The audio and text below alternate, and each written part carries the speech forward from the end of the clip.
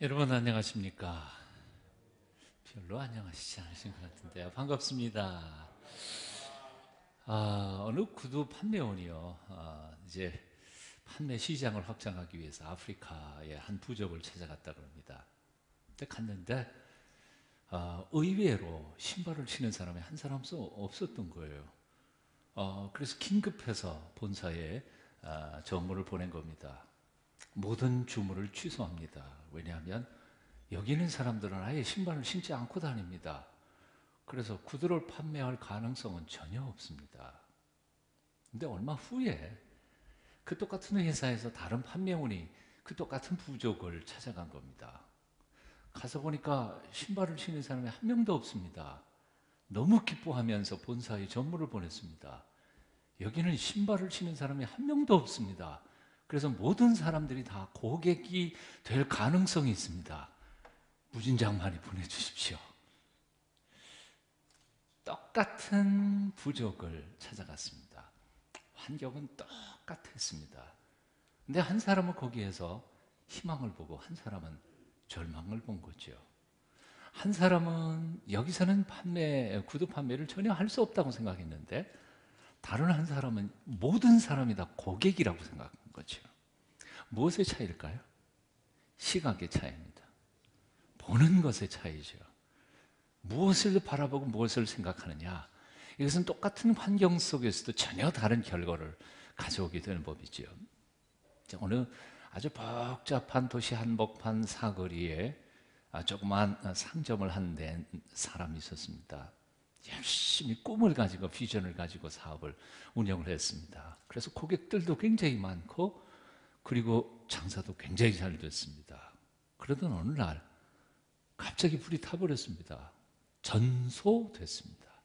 그 비싼 물건들이 몽땅 다 타버리고 만 거죠. 그 앞을 지나가던 많은 고객들과 그리고 행인들은 이런 생각을 한 겁니다. 아이고 안 됐다. 그 사람 굉장히 열심히 하고 또 성실하게 고객들을 관리하고 잘 도와주었는데 그만 이렇게 망해버리고 만 거 아닌가 걱정을 하면서 지나갔습니다. 근데 그 다음날 아침에 그 잿더미가 된 거기에 팻말이 하나 붙어져 있었습니다. 이렇게 써 있었습니다. 이 상점의 모든 것은 몽땅 다 불타버렸습니다. 하나도 남은 것이 없습니다. 그래서 내일부터 새롭게 다시 시작하겠습니다. 주인 100. 와, 이 사람 이제 완전히 망한 줄 알았는데 그 사람이 새로운 용어를 가지고 망했기 때문에 다시 새롭게 시작하겠습니다 하는 그 용기와 끈기와 그런 용기, 그런 결단, 새로운 결심을 보면서 많은 사람들이 감동을 받은 겁니다. 그래서 사람들이 모여가지고 예전에 그 가게를 찾았던 고객들이 힘을 합하고 돈을 모아서 그 주인과 함께 더불어 예전보다 훨씬 더 잘 나가는 상점을 만들었다는 거죠. 어떤 사람은요, 몽땅 다 타버린 잿더미 위에서 희망을 봅니다. 그러나 어떤 사람은 절망을 본 거죠. 여러분, 위대한 사람이 누구라고 생각하세요? 위대한 사람이란 나폴레옹이란지 대통령이 이런 사람들이라기보다는 오히려 남들은 완전히 절망의 바닥이라고 생각한 그 자리에서 희망을 발견하는 사람, 우리는 위대한 사람이라고 말할 수 있습니다. 그렇게 생각 안 할까요? 예. 남들은 완전히 포기한 자리에서 아니 다시 시작할 수 있어 라고 용기를 가지고 다시 희망의 싹을 키워가는 사람들이라면 전 위대한 사람이라고 생각할 수 있습니다. 그러니까 자신의 신분과 직업과 이런 거에 상관없이 모든 사람은 위대한 사람이 될 가능성을 충분히 가지고 있다고 생각합니다. 그렇죠? 여러분 안 그러세요? 여러분이 지금 처한 환경이 어떤지 모르겠습니다만 절망적인 상황에서 소망의 시각을 가지고 그것을 발견할 수 있는 위대한 생애를 살아가실 수 있는 여러분 다 되셨으면 좋겠습니다. 사람이 왜 낙심하고 절망할까? 이유는 간단합니다. 절망을 보니까 절망하게 되는 거죠. 똑같은 환경 속에서 희망을 보는 사람은 절망할 이유가 없습니다. 어떤 시각으로 나의 인생을 바라보고 있는가? 어떤 눈으로 내 인생을 지금 바라보면서 주어진 인생을 살아가고 있는가? 이것은 얼마나 중요한 일인지 모르겠습니다. 이렇게 정의 한번 해볼까요? 예수 믿는 사람 혹은 크리스찬이란 어떤 존재일까요? 크리스찬 누구인가? 그저 성경책 들고 다니고 십자가 걸고 다니면 크리스찬일까요? 사실 크리스찬이란 아주 쉽고 간단하게 표현해서 이렇게 말할 수 있습니다. 불안한 비참한 환경이나 조건을 바라보는 사람이 아니라 그 조건을 넘어서서 역사하시는 살아계신 하나님을 바라보는 사람. 나의 연약한 존재, 내 내면의 무능과 무지와 나의 연약함을 바라보는 사람이 아니라 나를 들어서 쓰실 전능하신 성령님의 그 손길을 바라보고 하나님을 의지하는 사람이 크리스찬인 줄로 믿습니다. 여러분들은 지금 뭘 바라보고 계십니까? 눈에는 보이지 않지만 영으로 우리 가운데 와 계시는 하나님을 마음의 눈을 열고 바라보는 사람, 그가 바로 그리스도인이라고 말할 수 있습니다. 실로 나는 그리스도인인가? 나는 정말 하나님을 바라보는 자인가? 아니면 환경과 조건을 바라보면서 절망하고 낙심하는 자인가? 환경과 조건에 비해서 나의 능력을 아무리 들여다봐도 나는 불가능하다고 생각하고 절망하는 자인가? 한번 곰곰이 자기 자신을 점검해 보시라는 거죠. 이사야 40장 31절에 보면 이런 말씀이 있습니다. 오직 여호와를 앙망하는 자는 앙자가 우러를 바랄망, 우러러 바라보는 자, 여호와를 우러러 바라보는 자는 새 힘을 얻으리니 독수리의 날개침에 올라감 같을 것이요 다른 박질하여도 곤비치 아니하겠고 걸어가도 피곤치 아니하리로다. 여기 새 힘을 얻으리니 라고 말했습니다. 새 힘. 어떤 사람이 새 힘을 얻습니까? 세계적인 불황, 오늘 이 시대에 얼마나 경제적으로 어렵습니까?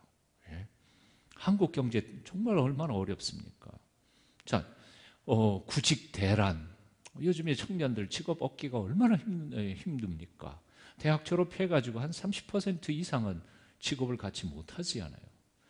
아니, 열심히 공부를 했는데 사회에 내디디는 순간 이 직업이 없는 사람이 된 이 청년 실업의 문제는 이건 보통 심각한 문제가 아니죠.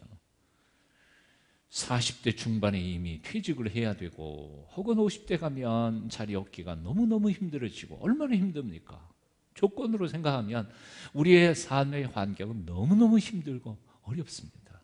그러니까 이렇게 우리가 살아가고 있는 이 세상의 삶과 조건과 이런 것들을 바라보고 그 삶을 살아가야 할 나 자신의 무능과 모자람과 이런 것들을 자꾸 들어보면서 절망하는 사람은 힘을 얻을 수가 없습니다. 당연히 힘이 없죠. 힘 빠질 수밖에 없죠. 그러나 이 환경과 조건을 바라보지 않고 나 자신의 무능을 바라보지 않고 이것을 뛰어넘어서 세상을 창조하시고 오늘도 나의 인생을 이 모습으로 이 세상에 보내주시고 나를 통해서 뭔가 사명이 있어서 나를 이 순간 이렇게 지으신 하나님, 하늘 아버지, 하나밖에 없는 외아들 예수 그리스도를 이 세상에 보내 나 대신 죽게 하시고 나를 하나님의 거룩한 아들과 딸 삼아주신 그 사랑의 하나님 아버지, 하늘 아버지를 바라보는 자는 새 힘을 얻는다는 거지. 사실 이사야 40장의 내용, 이 본문 39장 40장의 본문을 쭉 읽어가다가 보면 그때 당시 이스라엘 백성들이 처한 환경과 조건을 우리는 읽어볼 수 있습니다. 유다 백성들이 완전히 망했습니다. 나라가 망하고 바벨론 포로로 잡혀가지고 70년 동안이나 그 만리 타국에서 고생하고 있었습니다. 70년이에요. 한 세대를 30년 잡으면 거기서 나라 망한 것을 눈으로 본 사람들은 이미 다 죽은 거죠. 그러니까 70년쯤 되면 새로운 세대가 거기서 태어나서 조국이 어디인지 그리고 조국이 어떤 모습으로 부끄럽게 망해버렸는지를 기억조차 못하는 새로운 세대들이 태어난 겁니다. 아마 거의 1세대들, 1.5세대들이 하나씩 하나씩 죽어가는 것을 바라보면서 또 죽으면서 아마 그들은 마음속에 이런 생각했을지 모르죠. 여호와 하나님이 우리를 버렸나 보다. 우리를 잊어버리셨나 보다. 왜 하나님은 구원의 손길을 당신의 백성 유다에게 펴지 않으시는 것일까? 여러분, 세상에 제일 어렵고 힘든 순간이 언제인지 아세요? 아무도 나를 기억해 주지 않는다는 거지. 내가 너무 처절하게 살아가는 그 순간에도 그래도 하나님은 나를 기억하시겠지라는 것은 굉장히 위로를 받아요. 그래도 누군가는 나의 아픔을 알겠지, 위로를 받아요. 그런데 나의 이 어려운 상황을 가장 잘 알고 계실 만한 하나님조차 전혀 기도해도 응답이 없고 알아주시지 않으시는 것 같고, 최소한 한 30년, 40년만 고생시켜 놓고는 고국을 회복시켜서 고국으로 돌아가게 하실 줄 알았는데 60년이 지나고 70년이 가까우는데에도 하나님의 회복의 소문은 아예 들려오지도 않으니까 아예 포기해버리고 있는 상황이었지. 그래서 그들은 이사야 39장 후반부에 보면 하나님이 아무래도 우리를 잊어버린가 보다. 아니, 잊어버린 정도가 아니라 하나님이 우리를 버리셨나 보다. 아니면 아예 믿음이 없는 사람들은 하나님이 있긴 뭘 있어. 하나님이 살아계신다면 당신의 백성을 어떻게 이렇게 처절하게 70년 동안이라 이렇게 내버려 둘 수, 종살이 할 수 있을까? 하나님 없다. 그런 사람도 많이 있었던 것 같아요. 그런데 이사야 선지자의 입술을 통해서 하나님은 그렇게 절망하는 백성들을 향해 이렇게 말씀하고 계시는 거예요. 이사야 40장 14절 여기 이렇게 되어 있습니다.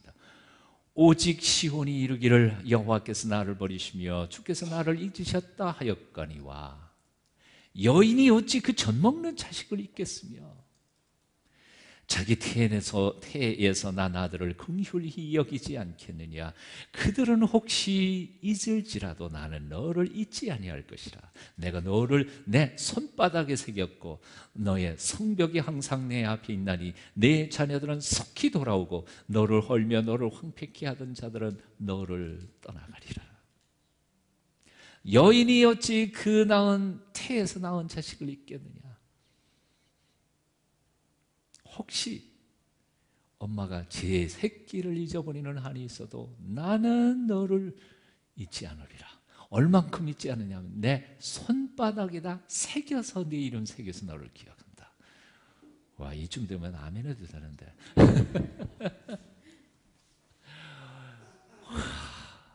하나님이 내 이름을 당신의 손바닥에 새겨서 잊어버린, 내 엄마는 너를 혹시 잊어버릴지 몰라도 나는 너를 결코 잊지 않겠다. 내가 너를 잊어버렸다고 여인이 어찌 젖먹는 자식을 잊겠느냐. 자기 배에서 나온 자식을 어찌 불쌍히 여기지 않겠느냐. 혹시 저들은 잊을지라도 나는 결코 너를 잊지 않으리라. 나는 내 손바닥에 너를 새겼느니라. 내 고통을 향한 내 앞에 두고 살피느니라. 두고 봐라. 너를 떠났던 자녀들이 다 돌아오리라. 너를 골탕 먹이던 사람들, 너를 어렵게 했던 문제들이 속히 풀리리라 하고 약속하신 거지.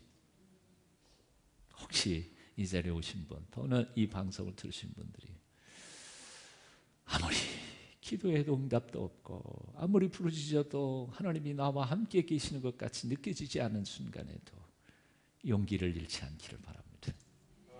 여러분의 시선을 여러분 자신의 연약함에 고정시키지 마십시오. 고정시켜봤자 내게는 희망이 없어요. 그리고 앞에 전개되는 삶의 어려운 순간들과 그 삶을 너무 거기에 매이지 마십시오. 용기를 가지십시오. 런던의 길 한 모퉁이에서 손등에 새까맣게 구두약을 묻히면서 구두를 닦고 있었던 꼬마가 하나 있었다고 해요. 근데 깜깜한 하늘에 빛나는 별처럼 그렇게 소망 가운데 용기를 가지고 살았던 이 아이, 그렇게 아버지가 빚을 져서 감옥에 갔고, 그래서 가족의 생계를 책임진 이 아이는 구두 닦기 해가지고 가족을 다 벌어먹였던 거예요. 근데 이 아이는 그렇게 피곤한데도 밤늦도록 구두를 닦으면서 흥얼흥얼 노래를 부르면서 구두를 닦은 거예요. 그러니까 지나가던 혹은 구두를 닦던 신사 양반들이 이렇게 말한 겁니다. 야, 너 구두 닦는 게 그렇게 재미있냐? 뭐가 그렇게 흥겹냐? 그랬더니 예, 재미있어요. 저는 구두를 닦는 게 아니라 나의 희망을 닦고 있거든요. 저는 구두를 닦고 있는 게 아니라 나의 희망을 닦고 있거든요. 혹시 여러분 올리버 트위스트라고 하는 영화를 보신 적 있으세요? 그 뮤지컬 너무너무 재밌어요. 그런 고통의 순간에도 소망 가운데 다 그 고난을 이겨가는 아름다운 이야기죠. 이 올리버 트위스트를 쓴 찰스 디킨스라고 하는 작가의 어렸을 때의 얘기입니다. 자, 여러분은 지금 어떤 삶을 살고 있는지 모르지만 용기 잃지 않기를 바랍니다. 하나님이 주시는 놀라우신 역사와 그 능력을 의지하면서 살아갔으면 좋겠습니다. 우리 인간의 생각, 세상이 그렇게 단순하지 않습니다. 우리는 끝이다 그러지만 하나님 아니, 끝이 아니라 시작이야. 우리는 다 끝났다 그러지만 아니, 이제 시작할 수 있는 거야. 여러분의 삶의 형편이 지금 어떻든지 간에 주님만 바라보십시오. 용기를 잃지 마십시오. 바다 끝이 아니라 이제 시작입니다. 여호와를 바라보는 자는 새 힘을 얻는다고 했습니다.